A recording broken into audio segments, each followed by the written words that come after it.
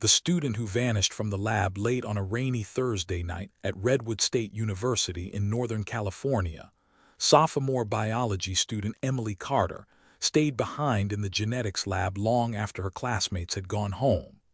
The building was nearly silent, the kind of silence that feels intentional, with long hallways lit by half-flickering lights and the soft mechanical hum of old ventilation drifting through empty rooms. Emily liked studying alone, but tonight something felt off from the moment she stepped back inside after grabbing a coffee. The air felt oddly thick, the lights buzzed with a low, uneven strain, and the equipment on her lab bench, microscopes, glass vials, even her laptop, seemed to vibrate ever so slightly on their own. At first she thought it was a minor tremor. California tremors were quick, harmless blips, but this wasn't rolling or shaking. It pulsed, slow, rhythmic, deliberate. Emily froze beside her workstation. The lights dimmed, the ventilation shut off, and then something impossible happened. At the center of the lab, a thin vertical slit of glowing distortion tore itself open in midair, silent, steady, perfectly controlled. It widened slowly like a curtain being pulled apart, creating a smooth doorway of white shifting haze. It wasn't light, wasn't fog, wasn't energy. It was something between all three. Her breath hitched. A shadow moved inside the rift. What stepped out was tall, impossibly slender, and not built on any biological design she recognized. Its surface wasn't skin, it looked like multiple thin membranes sliding across one another in translucent layers. There were no eyes, but she could still feel it looking at her. The moment the entity fully entered the room, the humming stopped. Everything stopped. Sound itself felt removed from the space. Emily turned to run, pure instinct, but got only 2 steps before her body went limp, held in place by an invisible pull. Not a force on her limbs, but a direct hush over her nervous system. Her thoughts slowed, her breath softened, and her vision blurred into warm gold at the edges. The entity drifted toward her without footsteps. The air rippled around its shape like liquid glass. When it raised a hand-like structure, Emily's mind filled with a rapid strobing of images not her own. Starfields mapped with geometric lines, alien landscapes coated in strange mineral colors, cross-sections of organisms she couldn't identify, symbols rotating in fractal sequences. The images weren't shown to her. They were inserted.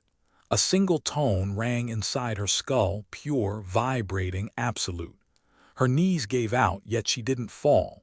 A gentle, gravity-defying lift held her suspended just inches above the floor, as though the air itself cradled her. The being examined her without touching her, scanning her memories and emotions with the detached precision of a researcher analyzing data. Childhood moments flashed behind her eyes. Her father's voice, her first day at college, the night she got her acceptance letter, faces, streets, fears, desires, everything. Then, suddenly, the images stopped. The entity paused, evaluated, decided. A second rift opened above her, horizontal, brighter than the first. Emily's floating body rotated slightly and drifted upward into it, as if guided into a tunnel of soft, expanding distortion. The last thing she saw was the lab shrinking away below her.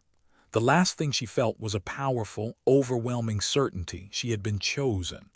The next morning, security found the lab spotless. No sign of a struggle, no forced doors. Emily's computer still running, her backpack untouched, her ID card scanned in at 11:47 p.m. Never scanned out. Only one anomaly, a 3-minute electromagnetic surge centered precisely on Lab 4B, identical to signatures secretly tracked in other abduction cases across the country.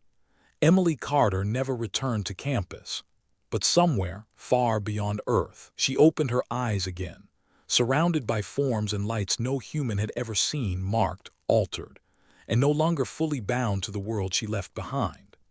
The night the desert motel went silent on a warm August night along the empty stretch of Highway 95 in Nevada, the old Silver Echo motel sat under a sky of dry stars, half alive, half forgotten.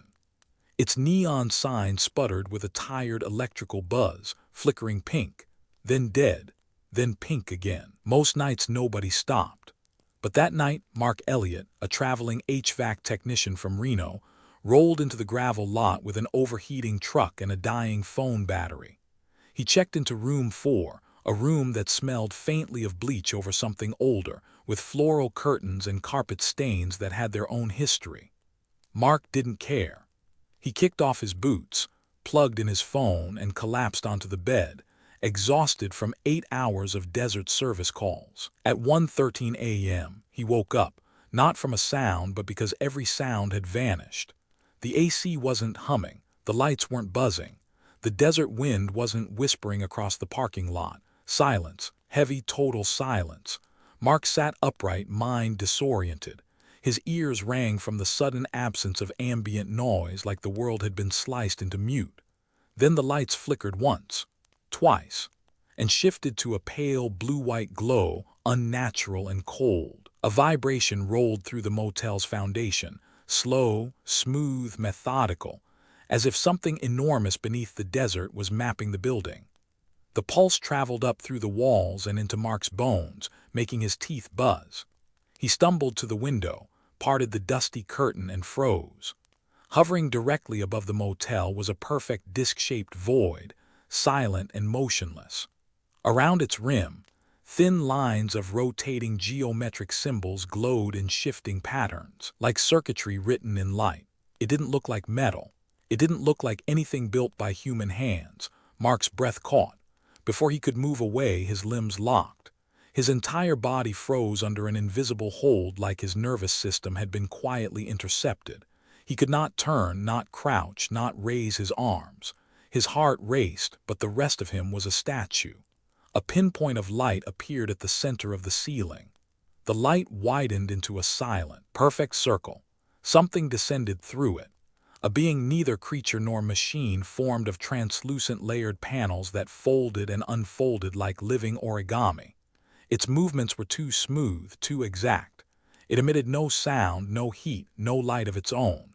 It simply existed, impossibly present, in the center of the cheap motel room. Mark felt his consciousness being pulled forward, like thoughts slipping out of his skull in slow motion. Colors warped, shapes stretched. His memories flickered behind his eyes, his childhood home, the day he bought his truck, the funeral he never talks about, the motel key in his hand. The being extended a limb. Threads of shimmering symbols spiraled around Mark's head, each pulsating in sync with his heartbeat. It was reading him, mapping his emotional spectrum, scanning his neural pathways with indifferent precision. The thread symbols froze. A judgment was made. Mark lifted off the floor, weightless as every loose object in the room. Keys, coins, a half-empty water bottle rose into the air, circling him in a slow spiral. The circular aperture above widened, becoming a tunnel of soft distortion. At 1:16 a.m., Mark Elliott drifted upward into the light. The aperture sealed shut behind him, leaving the room untouched. The AC kicked back on. The lights warmed to their normal color. The desert wind resumed its whisper. In the morning, the motel manager found room 4 unlocked and empty. Mark's truck sat in the lot, untouched. His phone was still charging at 6%, but the security cameras captured one anomaly. At exactly 1:14 a.m., every shadow in the parking lot bent upward, as though pulled toward something hovering in the sky. Mark Elliott was never seen again. The man who heard knocking in the woods in the far northern corner of Oregon, deep inside the dense, rain-soaked pines outside a tiny town called Pine Vale. A man named Jacob Marsh lived alone in a small cabin he built with his own hands. He was a quiet, practical forest worker who preferred the company of trees to the noise of cities. Most nights were predictable: the crackle of his wood stove, the rustle of animals outside, the soft patter of rain on the roof. But one night in late October, something strange began. It started just after midnight, when Jacob was drifting off to sleep. A sudden knock echoed from the side of his cabin, sharp, deliberate, and too high off the ground for any animal to make. He sat up in bed immediately, heart pounding, listening for footsteps, wings, anything. There was nothing, just silence and the sound of light rain.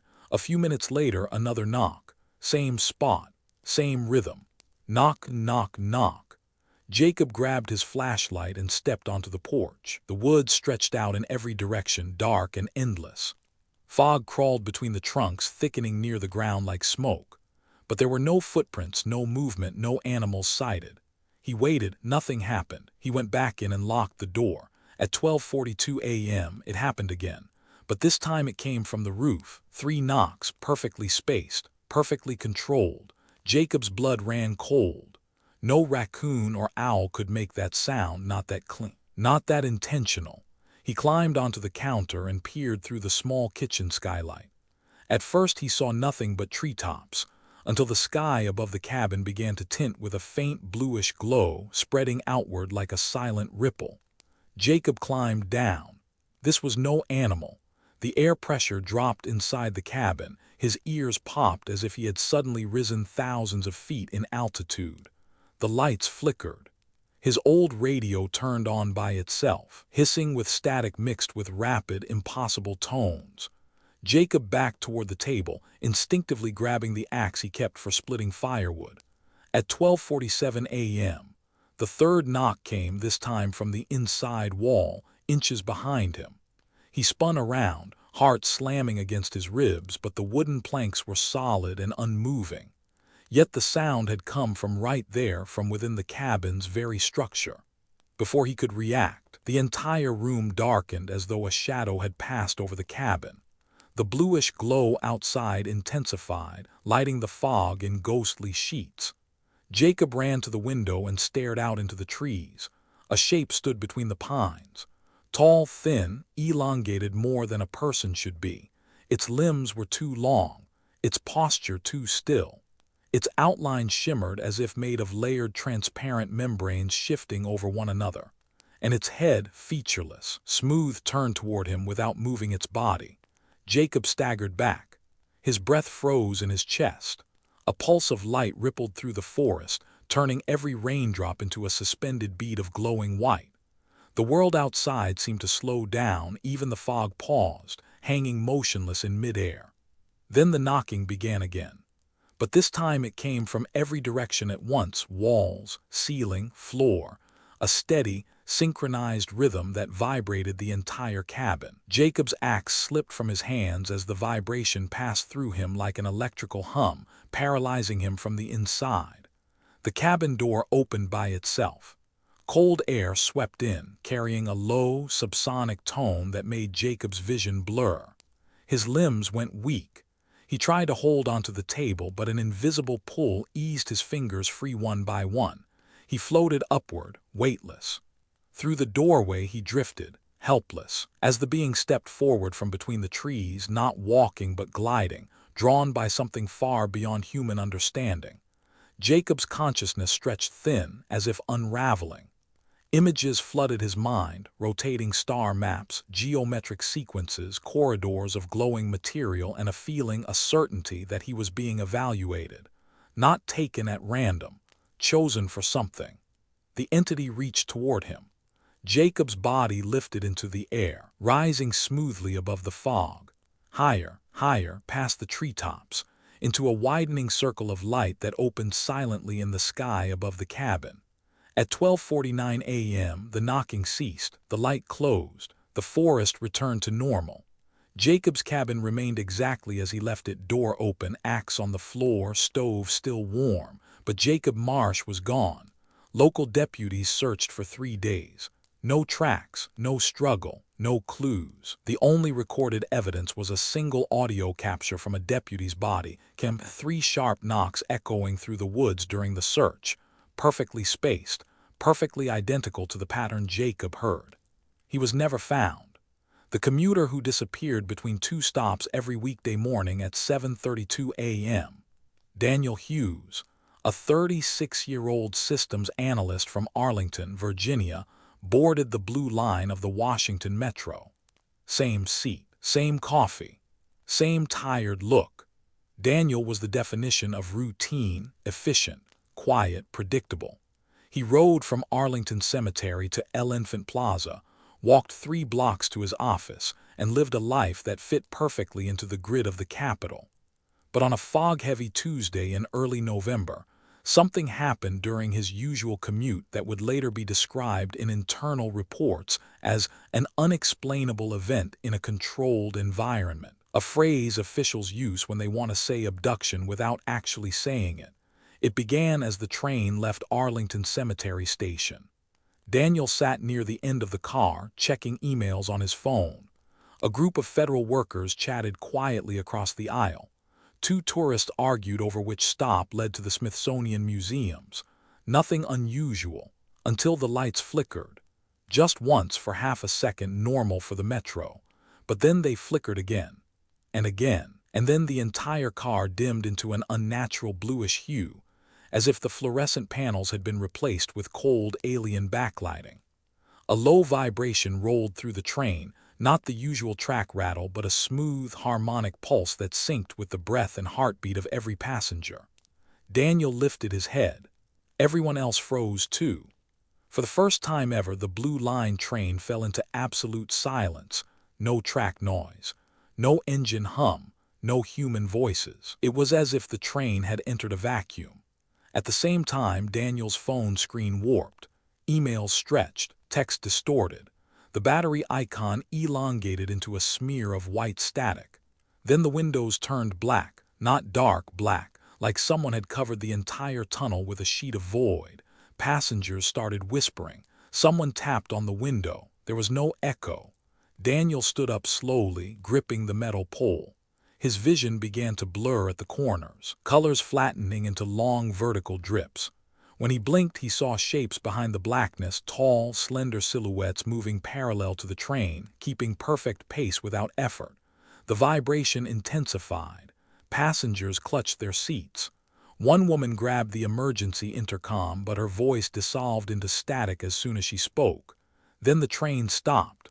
No brakes, no jolt.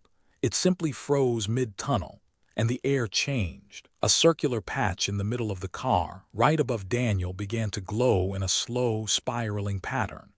The metal darkened, then softened, as though melting into a thin membrane of shifting white haze. A soft hum filled the space. Passengers covered their ears, but Daniel couldn't move. His limbs locked, his breath slowed, his heartbeat synced with the hum against his will. The membrane expanded open. A vertical figure descended, translucent, segmented, layered like living glass. No face, no feet, no identifiable parts except for long, jointless limbs that folded inward as the being lowered itself into the train car.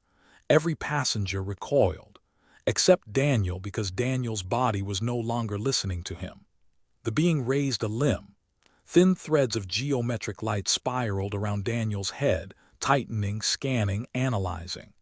His memories flashed rapidly: his first bicycle, his college dorm, his ex-wife's face, his daily commute, his password habits, the smell of his old house. Passengers screamed. But the sound never reached Daniel. Everything around him felt underwater. The being stopped scanning. It hovered closer, made its decision. Daniel's feet lifted off the floor. He rose slowly, weightless, until his head nearly touched the open membrane in the ceiling. A soft draft pulled him upward, his arms limp at his sides. A woman tried to grab his ankle, but her hand passed through a field of shimmering distortion surrounding him. In a single fluid motion, Daniel was pulled into the opening. The membrane folded shut. The ceiling solidified. The lights returned to normal. The windows cleared. The tunnel reappeared. Track noise resumed. The train rolled forward as if nothing happened. When it pulled into Elephant Plaza, Metro officers, federal security teams, and plainclothes agents boarded within seconds, scanning the passengers before anyone could speak. The car was emptied. Statements were taken. The doors of the train opened, but Daniel Hughes was not inside. His briefcase sat on the seat. His phone lay on the floor. But Daniel himself, a man surrounded by dozens of witnesses, had vanished between one tunnel light and the next. Internal reports called it an equipment malfunction. Passengers were told to remain quiet to avoid public panic. Surveillance footage from that train car was pulled and sealed within hours. But leaked audio from the operator cabin carries one chilling detail. At 7:36 a.m., during the blackout, the onboard sensors registered a non-human form moving alongside the train at exactly the same speed, without touching the tracks and without any visible source of propulsion.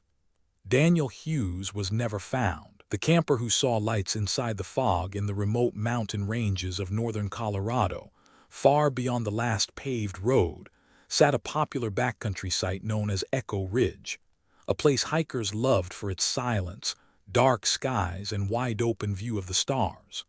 On weekends, you might see a handful of tents scattered across the ridge. But on a chilly Saturday night in early September, only one tent stood there. The bright orange dome belonging to Riley Thompson, a 29-year-old outdoor photographer from Fort Collins. Riley had come to capture long-exposure shots of the Milky Way. Instead, he captured something no camera was ever meant to see.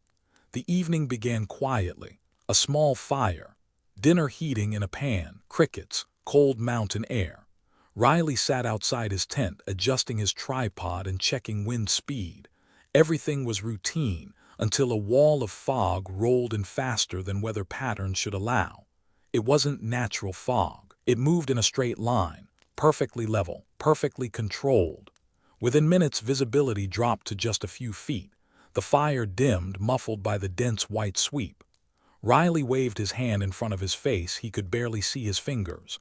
Then he saw lights, not reflections, not distant car beams. Lights inside the fog. At first they appeared as tiny white specks drifting between the trees, moving smoothly like living fireflies. But Riley realized quickly they weren't drifting, they were scanning.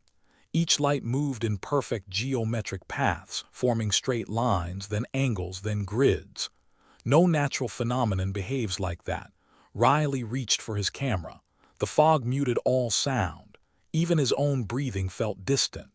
Then the temperature dropped instantly, a sudden cold that cut through his jacket as if it wasn't there. His breath crystallized in midair. His skin prickled with static. A deep vibration rolled through the ridge. Not thunder, not wind. Something directional, as if a gigantic instrument beneath the earth were being played. The lights inside the fog stopped moving. Then they all turned toward Riley. A dozen bright points, perfectly aligned, perfectly still. Riley stepped back. The tripod toppled behind him. The lights floated closer, merging into a loose oval shape in front of him. No body, no edges, no solid form. Just a cluster of white geometric data points that pulsed in rhythmic patterns. The fog around him began to rotate, slowly at first, then faster, forming a silent vortex that reached 10 feet high. Trees bent inward, not from wind but from some invisible pressure pulling everything toward the center. Riley tried to run, but his legs stopped responding. His nerves froze. His breath stalled. His vision sharpened unnaturally, as if someone else was controlling his senses. A tall, thin silhouette appeared behind the lights. It emerged from the fog in slow, gliding movements, almost weightless. The figure had elongated limbs, extremely narrow shoulders, and a head shaped like a smooth oval with no visible features. Layers of semi-transparent membrane shifted across its surface, creating iridescent ripples with every micro-movement. The lights in front of Riley expanded, forming a circular pattern that scanned his entire body from head to toe. He could feel the scanning, a tingling warmth that rolled over his skin in waves, mapping him, recording him. Then came the tone. A pure, resonant frequency blasted directly into his skull, bypassing his ears entirely. The vibration sank into his bones, turning his thoughts into blurred shapes. Riley fell to his knees, gripping the cold ground, but he couldn't stop his mind from being pried open. The entity reached a membranous limb toward him. The lights spiraled. The fog vortex tightened. Riley floated. His body rose several feet off the ground, limbs limp, eyes forced open by a pressure he couldn't resist. The fog parted above him as a wide, circular distortion opened silently in the air, a doorway of layered light pulling him upward. His tent collapsed from the suction. The fire went out instantly. Pine needles lifted from the ground and swirled around him like orbiting debris. As Riley ascended, bursts of alien images flashed through his mind, colossal structures floating above oceans of unfamiliar minerals, long corridors lined with shifting lights, beings communicating in pulses of color instead of sound. A sense of selection washed over him, not random, not chaotic, purposeful. At 1:18 a.m., Riley disappeared into the fog ceiling and never came back down. By sunrise, the fog had retreated. Riley's campsite sat abandoned. Camera, backpack, keys, everything exactly where he left it. Except Riley. Search teams found no tracks leaving the ridge, no signs of struggle, just a perfectly circular burn mark in the grass, as if the ground itself had briefly been erased and rewritten. Riley Thompson was declared missing after 7 days, but one detail was kept out of the official report. A ranger's body camera captured a faint audio anomaly around 2 a.m. A soft, continuous humming coming from the fog, pulsing in a pattern too precise to be natural. Riley was never found. The woman who saw the sky bend in the quiet farming outskirts of Boise County, Idaho, where the night sky is so clear you can see satellites crawl like slow fireflies across the black, lived Hannah Whitford, a 42-year-old postal worker. Her house sat alone at the end of a gravel road, surrounded by open fields and a distant tree line. She loved the silence out there, the kind of silence you only get miles away from anyone else. On a windless Thursday night in July, Hannah stepped outside to bring in a package she'd forgotten in her truck. The air was still warm, the fields completely motionless. The moon hung low, orange and swollen over the horizon. Then the sky bent. Not the clouds, not a mirage. The sky itself, the stars, the darkness, the entire dome above her folded inward like a flexible sheet. Hannah froze, keys in hand. A ripple rolled across the sky, silent and smooth, as if something enormous behind the atmosphere had dragged a fingertip across it. The stars smudged, distorted, then snapped back into clarity. Hannah slowly backed toward her porch. Another ripple. Then another, each one larger, closer. A low-frequency hum drifted across the field, so deep it rattled her teeth. The air pressure dropped so suddenly she nearly fell. Cicadas stopped mid-chirp. The world dimmed as if someone had turned down the brightness of reality. Then the stars moved. Not twinkled, not shimmered. Moved, sliding sideways in perfect unison. A circular void appeared above the far field, a perfectly black disk that ate the starlight behind it. Around its rim, a ring of white geometric symbols rotated slowly, each one blinking in complex patterns like a language expressed in light. Hannah stood rooted to the gravel, unable to look away. The void tilted, and the moment it faced her directly, the gravel beneath her shoes began to vibrate. Her breath stuttered. Her heartbeat slowed against her will. Then a beam descended, but it wasn't light. It wasn't anything she could name. It was a column of distortion, bending the air like a heat mirage, yet cold, painfully cold, the moment it touched her. Hannah tried to run. Her body didn't listen. Her arms hung limp, her legs locked at the knees. Tears streamed down her face without her permission. The distortion lifted her gently off the ground. She rose, boots dangling inches above the gravel as the world around her blurred into streaks of motion. Out of the corner of her eye, she saw movement in the field. 3 tall figures stood among the wheat. They were thin, impossibly elongated, with limbs that looked like jointless columns of translucent material. Their heads were oval and featureless, each one shimmering faintly under the moonlight as if wrapped in shifting layers of living glass. The closest figure tilted its head toward her. A vibration thrummed through her skull. Her thoughts scrambled. Memories flashed, her childhood bedroom, her first day delivering mail, her father's voice, her divorce papers, the night her dog died playing too fast, overlapping like cards thrown into a fan. More images came, not hers. Alien landscapes, floating structures the size of mountains, endless tunnels of light, a sense of vast, cold intelligence evaluating her from every angle. The distortion beam intensified. Hannah felt her consciousness peeling away from her body, separating like fibers pulled from a thread. The void above widened. The symbols around its rim pulsed faster. The beam lifted her higher. Her boots slipped from her feet and tumbled into the grass.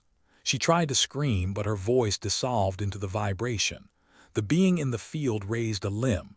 The beam snapped upward like a rope being pulled. Hannah shot into the sky. No air rushed past her, no wind, no sound. Just a cold, absolute silence as she disappeared into the widening black disk. The void closed. The sky returned to normal. The cicadas resumed chirping, all within 3 seconds. The next morning, the only sign Hannah had been there were 2 shallow impressions in the gravel, and her dropped keys lying exactly where she'd stood. Deputies searched the field. They found nothing unusual except a perfectly circular patch of wheat bent outward in a spiral pattern, as if something huge had hovered above it without ever touching the ground. The sheriff wrote it off as a wind event.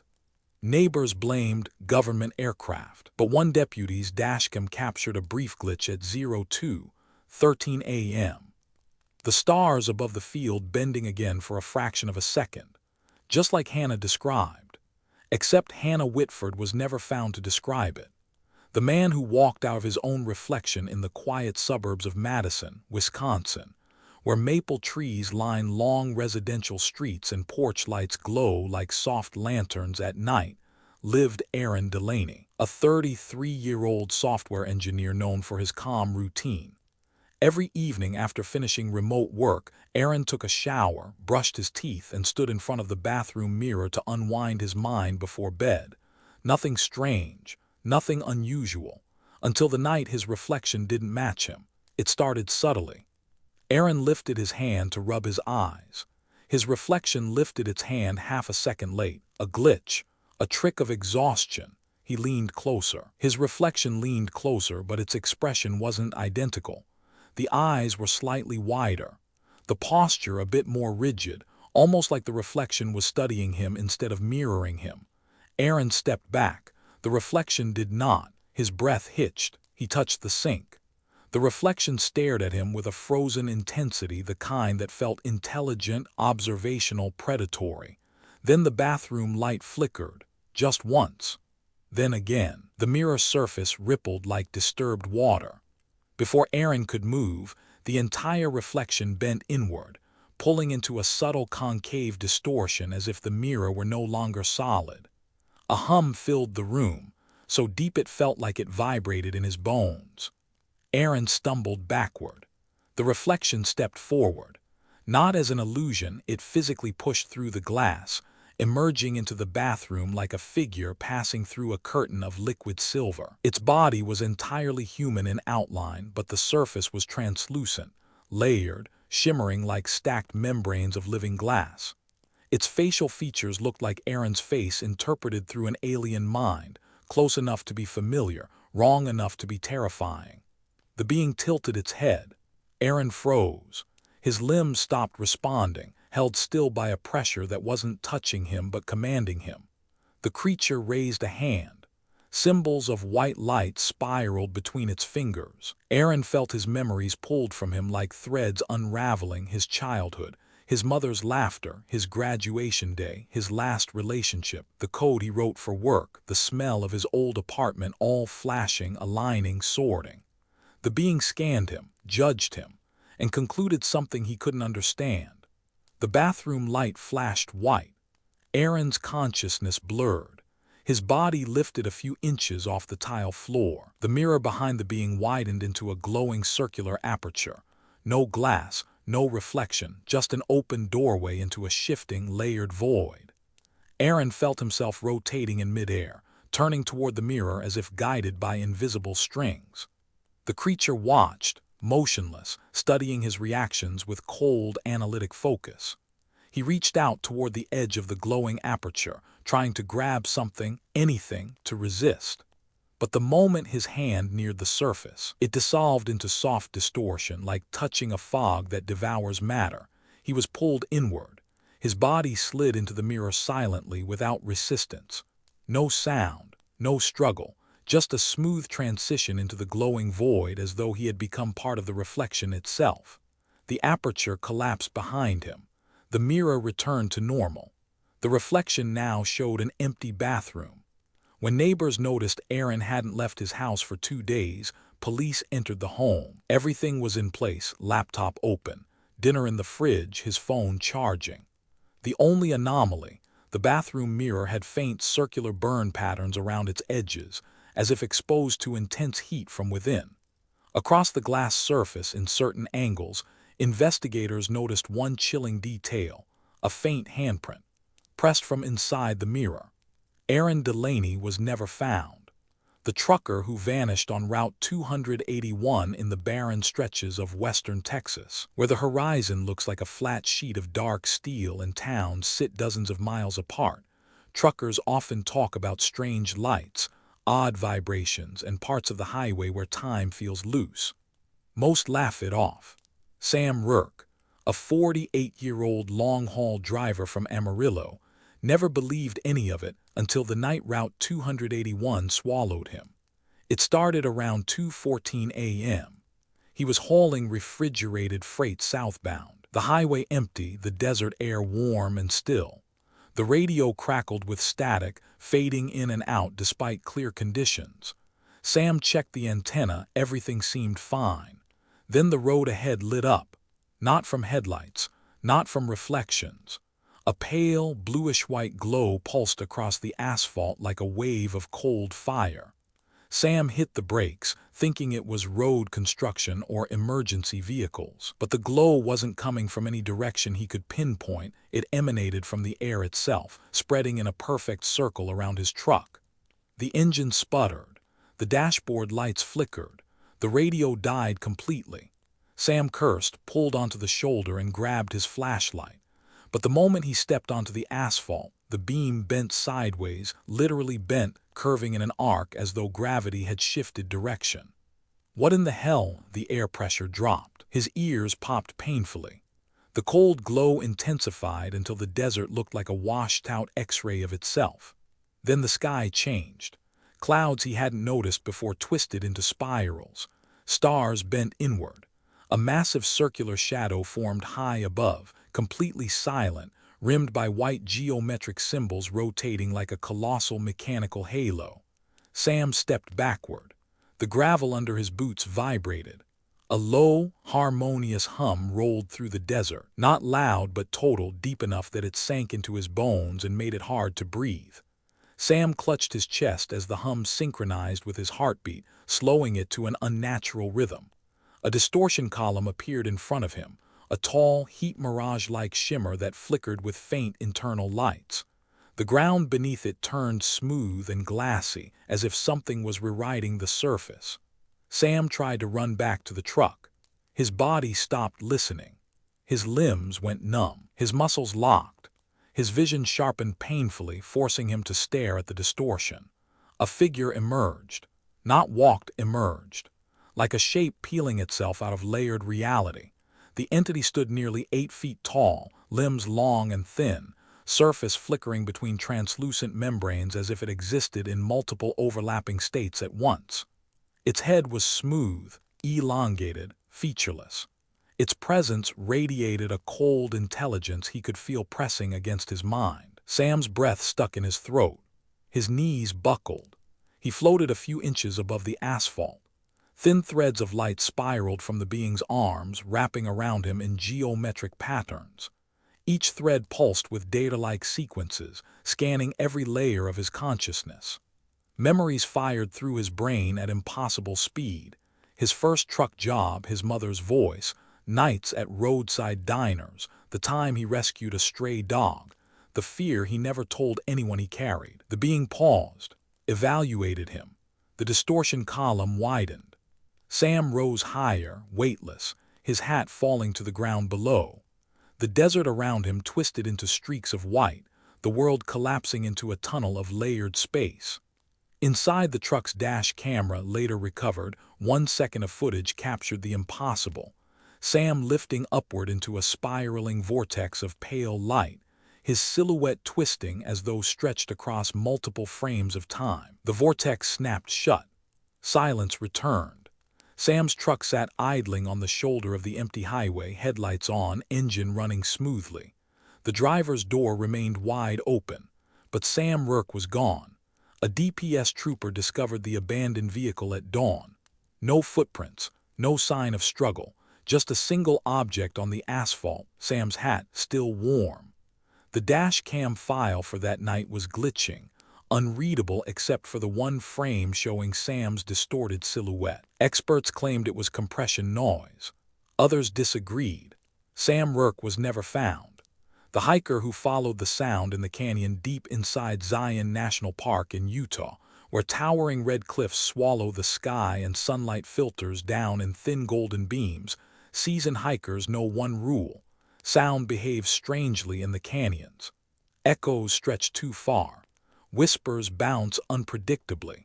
Even footsteps can seem to come from behind you when you know you're alone. But nothing on record ever behaved the way the sound did for Mason Hale, a 38-year-old outdoor guide from St. George.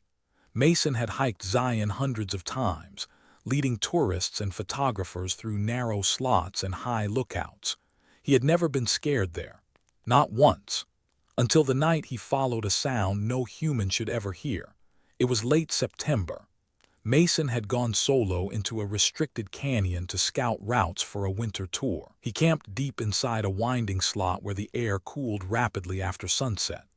At 1:09 a.m., he heard it, a voice but not a human voice, a low harmonic tone echoing through the canyon walls, repeating at perfect intervals. It wasn't language, it wasn't wind. It sounded like a massive instrument being played under the earth, layered with faint mechanical pulses. Mason sat upright in his sleeping bag. The tone repeated, then shifted upward a few semitones, like a pattern testing for response. The canyon air trembled. Mason grabbed his headlamp, stepped outside, and scanned the narrow sandstone corridor. The tone came again, closer this time, reverberating through the stone itself. His chest vibrated with it. Instinct screamed at him to stay put, but curiosity won. He followed the sound deeper into the slot, the beam of his headlamp bouncing across curved red walls. The temperature dropped sharply. His breath misted. The sand under his boots vibrated in sync with the tones. Then the canyon lights changed. Not literally, but perception did. The shadows sharpened into unnatural shapes. The edges of rock glowed faintly blue. The air thickened like he had stepped underwater. The tone stopped abruptly. Mason froze. Silence. Total silence. Then a hum rose directly behind him. He spun around. At first he thought his light was malfunctioning because the beam bent sideways in the air. But then he saw the truth. A vertical slit of white distortion had appeared in the rock wall, about 6 feet tall, expanding outward like fabric tearing in slow motion. The edges glowed with geometric circuits that pulsed like steady heartbeats. Mason backed away, but the slit widened further, revealing a depthless, shifting interior that looked like layered glass folding into itself. A shape emerged. It stepped forward without footsteps, tall, thin, limbs elongated, head smooth and featureless. Its body shimmered translucent, like it existed half in this world and half in another. Mason's breath caught in his throat. The entity lifted one limb. The canyon darkened. A vibration pierced his skull, not sound, but a direct neurological signal. Mason fell to his knees, hands shaking uncontrollably. Memories flooded his vision, leading tourists, tying knots, studying weather maps, laughing with friends, crying over losses he never talked about. All of it being sifted, sorted, evaluated. The being moved closer, bending reality around its shape. The air warped. Sand lifted from the ground, floating like weightless dust. Mason tried to crawl backward. His body refused. The slit behind the entity widened into a glowing oval. Wind, cold and unnatural, pulled toward it even though the canyon had been windless moments before. Mason felt himself lifting.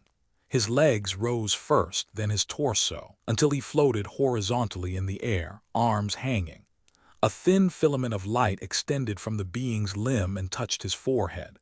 Mason's thoughts scattered like leaves in a storm. He drifted toward the opening. In the final second, he saw the canyon walls distort and ripple like a giant ripple passing through stone. The slit folded inward. Mason vanished into the light, swallowed whole by a space that did not exist a moment earlier. Silence returned.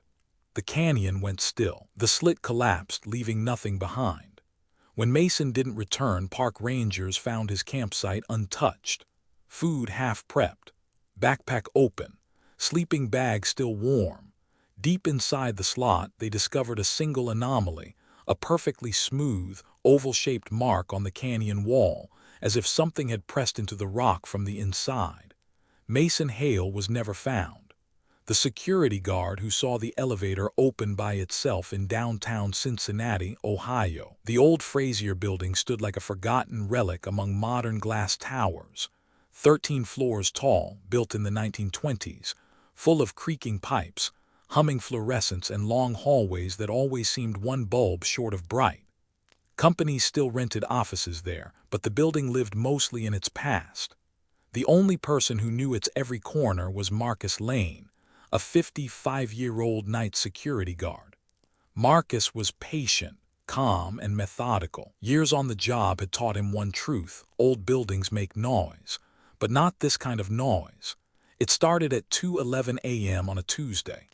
Marcus walked his usual second-floor patrol when he heard the elevator ding. Not unusual, except the elevator hadn't moved in over an hour and there were no tenants in the building after midnight.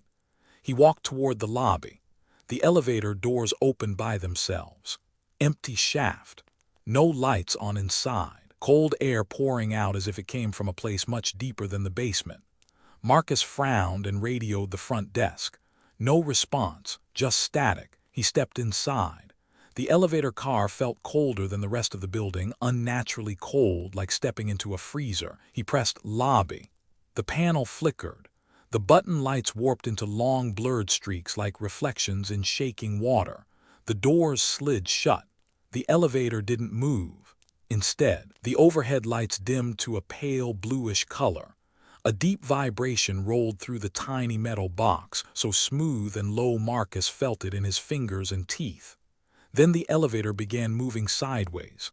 Not down, not up, sideways. Marcus grabbed the handrail, breath shaking. The walls rippled like soft metal under a magnet. The panel lights stretched into white threads. The ceiling flickered into a gradient of shifting geometric symbols rotating in perfect synchronization. Marcus muttered, "What the hell?" The elevator stopped. The doors slid open, but it wasn't any floor of the Frazier building. A long, narrow corridor stretched out ahead, walls made of a translucent material that looked like layered glass, rippling, alive. Pale white lights pulsed beneath the surface like veins. The air smelled sterile, metallic, electrically charged. Marcus stepped back into the elevator. The doors stayed open. A soft humming rose from the corridor, then something appeared at the far end. A tall figure, thin, impossibly thin. Its limbs were elongated, its surface shimmered with shifting membranes. Its head was smooth and oval, tilting with slow, precise movements. Marcus froze. The being glided toward him, not walking, simply sliding across the floor without friction, like gravity didn't apply to it. The elevator lights flickered violently. Marcus tried to slam the closed door button, but his fingers wouldn't respond. His entire arm went limp. The air thickened, pressing against his chest. The being reached the elevator threshold. It raised one limb, jointless, fluid, and the lights in the corridor brightened to a blinding white. Thin retinal patterns of geometric light spiraled around Marcus's face, scanning him with cold precision. His memories burst open. His daughter's graduation, the night shift, the dog he had growing up, the worst mistake he ever made, the best friend he lost, every quiet evening in the Frazier building, all stripped out of him like pages being pulled from a book. Marcus couldn't breathe, couldn't speak, couldn't even blink. The being stepped inside the elevator. Marcus floated an inch off the floor, lifted by an invisible force that wrapped around him like static made into wind. His radio keys and badge rose too, orbiting him in slow spirals. The corridor behind the being widened into a glowing oval of shifting distortion. Marcus felt himself being pulled toward it. He drifted forward helplessly, body limp, consciousness fading in and out like intermittent static. The being glided with him, guiding his weightless form into the expanding portal. As Marcus crossed its threshold, the Frazier building flickered into view one last time behind him, then collapsed inward like a reflection wiped clean. The corridor folded shut. The elevator lights returned to normal. The buttons lit properly again. At 2:14 a.m., the elevator dinged on the lobby level, doors opening onto an empty car. Marcus Lane was gone. His keys were later found on the roof of the building, placed neatly in a perfect circle burned into the tar surface, as if someone had set them down with surgical precision. No footprints, no signs of forced entry, no explanation. Marcus Lane was never seen again.